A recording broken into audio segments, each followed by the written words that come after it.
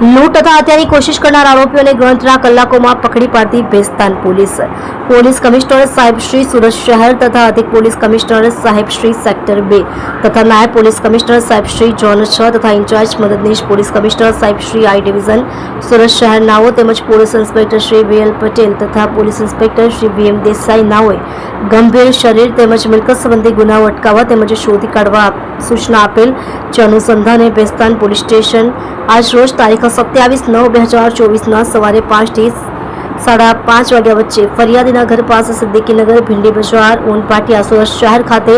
ઘરેથી દિવ્ય ભાસ્કર તરફ જતા રોડ પર જાહેરમાં 3 અજાણ્યા ઈસમો આશરે 25 થી 30 વર્ષનાઓએ ફરિયાદીશ્રીના ઘરમાંથી રોકડ રૂપિયા 4,000ની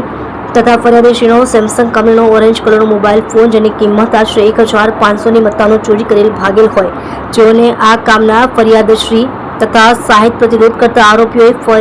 ફરિયાદશ્રી તથા સાહિદ ઉપર તીક્ષ્ણ હથિયાર વડે જીવલેણ હુમલો કરી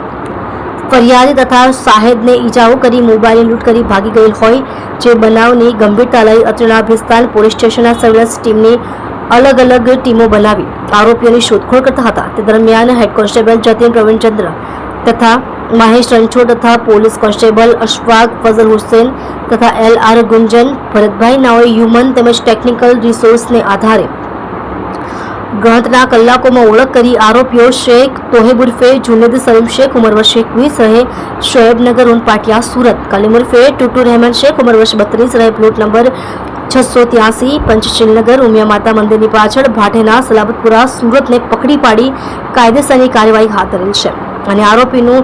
ઇમરાન મીઠા રહે મીઠી ખાડી લીંબાળ સુરત તેને વોન્ટેડ જાહેર કરી આરોપીને પકડી પાડવા ભેસ્તાન પોલીસ દ્વારા ચક્રો ગતિમાન કર્યા છે।